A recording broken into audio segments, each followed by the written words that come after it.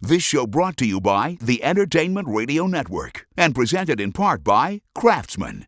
Trust in your hands.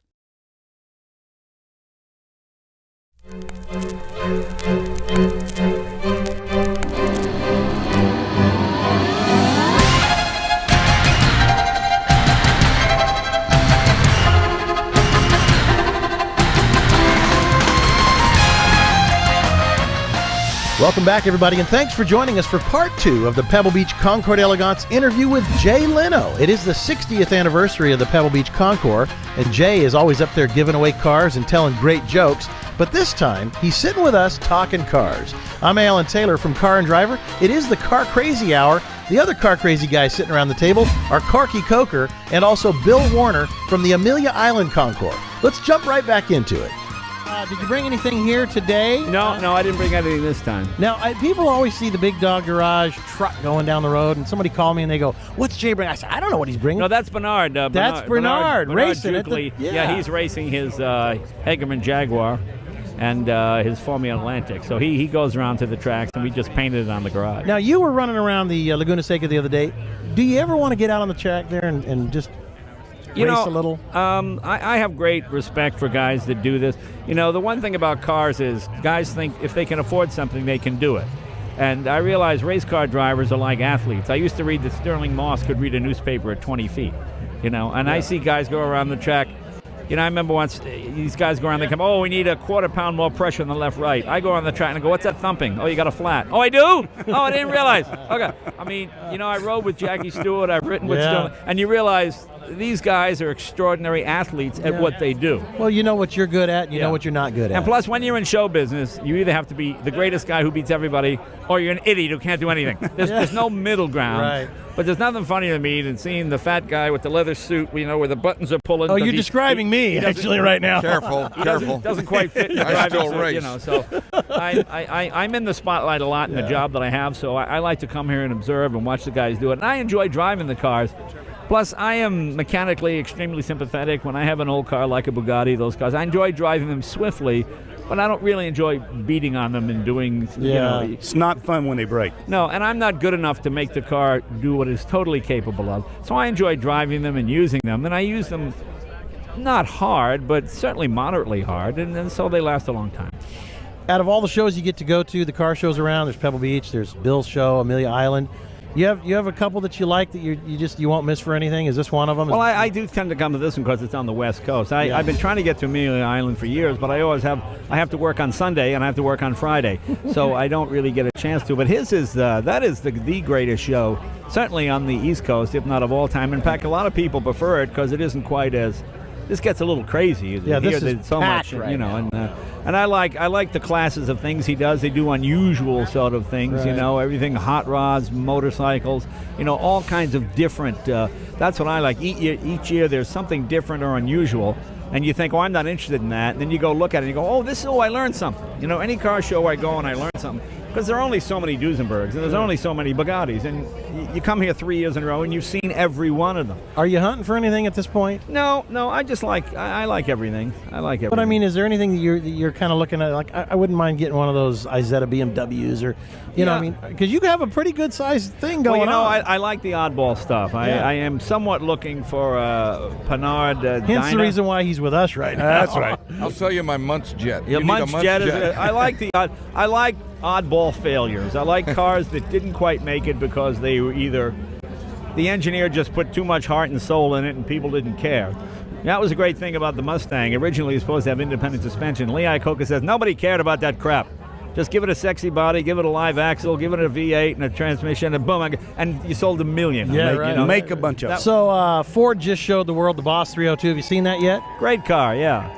That new V8 engine, that 5-liter aluminum. Yeah, I mean, that's a wild classic thing. example. There's an engine that 10 years ago would have been in an Aston Martin and cost you Exactly. $250,000. I mean, Right, here's a Mustang, 4-cam, 4-valve.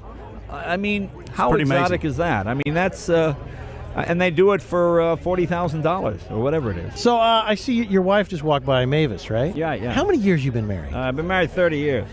That's fabulous, man. Well, that's what I tell guys. With cars, in Hollywood, it's either cars or it's Coke and hookers. So the cars are cheaper. A lot cheaper. A lot cheaper and minute. easier. Aren't When you you come drinking home reeking of transmission fluid, nobody knows where it. My wife, when you come in and you've got grease on your clothes and you smell, where have you been? She knows where you've been. That's right. Same for me. I've been married 33 years. Same thing. Cars, grease. She That's says. right. You come home, it's not okay. a problem. Yep. Not a problem. I'm in my 25th year, and my wife will not let me buy cars anymore.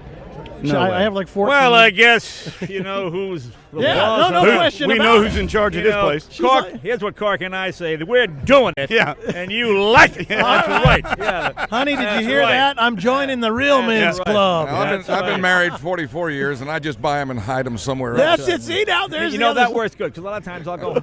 My wife goes, "What? You remember, honey? This is the red one. You remember? you what? remember this. I remember. You know, Honey, that is a very, very important thing, is to not put them where they can stumble over. Right, them. that's Don't it, keep yeah. them at home. Jay does this. I do the same Have thing. you ever but been to all- Corky's? I haven't been there yet. He's but- got to come. Yeah, yeah. Your guys' places are very similar, but his is hayseed flavor. Yeah, yeah.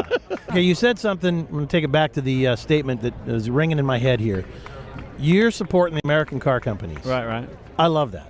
Because that is the heartbeat of America right now, and that is also Well, I part think- of our commerce of this country. Once you lose your manufacturing base, you lose everything. Yeah. I mean, you know, you buy a fighter plane now, and the chips are in Japan or the chips are made in China, and who knows what's in that chip? Yeah. You know, I mean, during World War II, Henry Ford at Willow Run turned out a plane every hour. We can't do that. We can't even do that anymore. We don't have the ability to do that. We don't have the manufacturing to do that anymore. Yeah. And to me, I mean, when I hear the president say, we're not going to bother going to the moon, we'll leave that to China and India, I feel like, no, we're the moon. We went What to is the moon. going on Yeah. with that? Exactly. I think you'll agree with me that the American car manufacturers are building some of the best product they've ever built now. Oh, yeah, I think so. I mean, the new Ford Fusion, the new Chryslers, you know, they learned a lesson. You know, for years we built good cars and we had that reputation. And for years we built crappy cars, and then we floated on the reputation of when they were good. Well, now guys in their 20s and 30s, they grew up thinking all American cars were crappy cars, and they were right. Yeah. So, Sure. you know, what happens was every now and then somebody drops the ball, like Toyota. Now, I don't feel good about their troubles, but I'm glad for the first time, because I remember when there would be an American recall, it would be on the front page of the New York Times. And there was a foreign car recall, it just wouldn't get anything. Right. And then when this incident happened with Toyota, here's a chance for Ford and GM to go, aha, they dropped the ball, let's pick up and run with it. And they are. And now people are saying, I like Toyotas, I want to look at the American car. Oh, and they're finding out that they're pretty darn good. All right, now here's a funny twist for you. Saab was owned by GM 100%. Some crazy Dutch dude named Victor Mueller, who I am in love with, who owns Spiker, you know Spiker, Yeah. is now got Saab, so now it's back in the hands of probably where it should be. What do you think of Victor Mueller? You know him. No, I don't really know him, actually. Have you got to meet him a little bit, I mean, though, didn't you? kind of shake hands. This but no, is I a don't know guy him. you got to get to know. He is a car guy.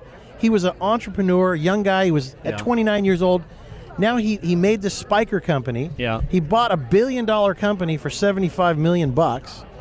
And he's going to do something with that company. And I thought maybe you might have known him. Well, I but- like Saab. I hope they can get. I mean, Yeah. I'm not sure what a Saab is anymore. I grew up in the day exactly, when yeah. Saab was earth shoes and college professors and snow and big heaters, and Yeah. that's what they were. Right, you know, right. everybody else would be pushing. Then you hear this thing yeah. with the guy sweating from the heater and it's freezing cold out. And Yeah, he's going through the two-stroke, snow. sure. I mean, that's what I remember. And then now it's become. I don't know what the last couple of generations of Saab was. It might as well be a Nova. Right. I didn't understand what it was. So if they Yeah. can get some of that It was back. a bit of a morphodite, but he's going to turn that into something. Yeah, I mean, Saab was always about aerodynamics and aircraft quality, and you know they were.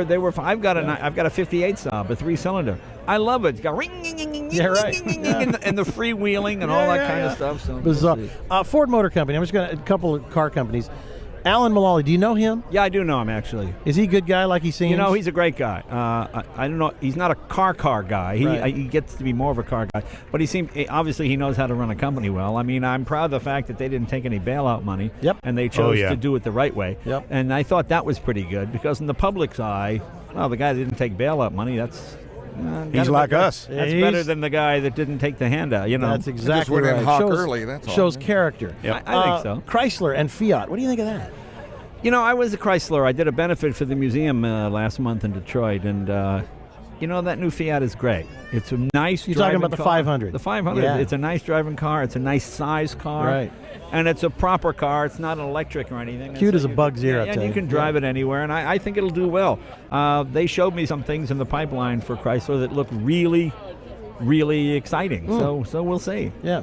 All right, then poor old GM. What are your thoughts on GM? Well, poor old GM just made their first profit, their biggest profits in 2004. Yeah, but they're still so gut shot that you can see them dragging one leg, and the president just stepped down. Well, I'll tell you something. When I was growing up, a Cadillac was an old man's car.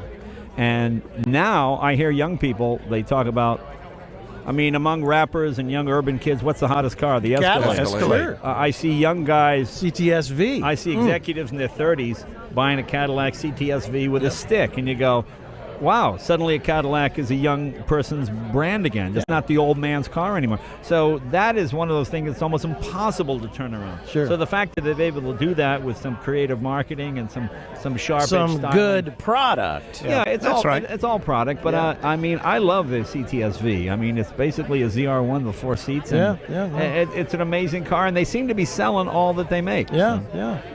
yeah. Is there a car company we should keep an eye on that I haven't talked about here? Something like Porsche just put what is that new Spider? 918. I saw it. yeah. Was that a gorgeous car? They've finally done the thing that, the interesting thing about that is that for new technology to succeed, it can't be equal. It's got to be better. This is a hybrid sports car. Well, I see cars like the Nissan Leaf. Electricity will take you halfway to wherever you want to go. Yeah. And that's kind of the problem. Yeah. You get a car. It's a glorified golf car. Yeah, the BMW makes that Mini that's electric. Well, what have they done? It costs more than the gas car. Yeah. You had to eliminate the back seat. It's all battery, and it only goes 80 miles. Okay, so what's the advantage? That's a Me Too electric car. Right, but what Porsche has done is they've taken something, they've made it a hybrid. It gets 3 times the mileage, if not more. It gets 78 miles per gallon. Right. It's faster than the Carrera GT around the Nürburgring. It's 2 seconds faster than the Carrera GT. So you have a car that exceeds all expectations. What do you think that's going to cost that car? $1 million? But no, $650. $650. Yeah.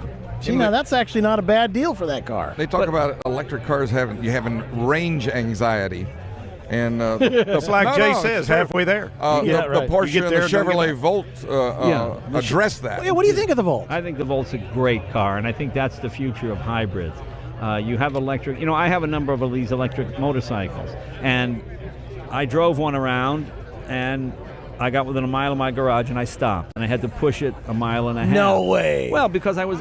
There's nothing you can do when you run out of you run out of electricity. Chevy Volt, you can. When you need gas, it's gas, and when you don't, you don't. I don't think people even understand that yet right now. They hear the word Volt, they equate that to electricity. They think it's an electric car. And you go, well, it's an extended range electric vehicle, and they still go, long extension cord. Well, You go, Americans no. don't really know, and there are certain words that get misused, like hybrids, like the word turbo. I go to Kmart, and there's the turbo hairdryer. That's it's got a turbo on it. Yeah, right. So they miss. I see these giant, huge Lexus that's a hybrid. Well, it seems ridiculous to me. You're not really getting that much more. Maybe you're getting a few miles more, but you're just getting something overly complex. To me, I like the idea of the Volt because the way where I've got a 1915 Owens Magnetic, which is basically, it's an engine that drives a generator that drives the electric wheel. So it's basically a primitive version of the Volt. Right. Everything's been done before. Way ahead of its time, too. That's a cool car. Ferdinand Porsche, and we hope to have it at Amelia next year, the Loner Porsche, which was built in 1900. Yeah, that's right. With 2-cylinder gas engine and electric motors in each hub. They just reproduced it. 4 hubs, yeah. What does your wife drive? Right now she's got a XJ, the new XJ. Do you like that car? That is a great car. That's another I company was that's come back. hugely impressed with that car. You've got everything that you've got the same horsepower as the Aston Martin at 510, and you've got a lot more features. You know, the satellite nav and the beeping, so you back up and all this kind of stuff. It's got all the technology. Have you met Tata yet, Mr. Tata? I have. I had dinner with Ratan Tata. A nice man. That's what I hear. He's like, he wants to stay behind the scenes. Yeah. Not about me. Let's let the car company be what it is. And when you see his wife, don't go nice tatas. Okay? I know, that's terrible. Don't do that. Did you do it? No, I didn't. do that. It's just, if anybody's gonna do it, it's you. Oh, geez. So how is the Tonight Show going? Oh, you that's having fun? fine. Yeah, that's fine. We're having a good time. That's Hey, it pays good. for the cars. That's right. That's why I'm here. Well, so you have a little bit of duties to I guess you're going to give away a Saab here in a little bit. Is that what we're doing, giving away a Saab? You're going to give away a Saab today. That's Okay, why I thought all you right. have to have met Victor Mueller. Okay. So, all right, listen, thank you very, very Well, much. thanks, guys. Thanks for having Thanks me for on. 10 years of being on our show here Well, at and Pebble Beach. thanks for that lovely watch. I appreciate it. Yeah, Thanks. listen, we appreciate you and all that you do. And guys, let's take a commercial break here. It's Car and Driver. We'll be right back.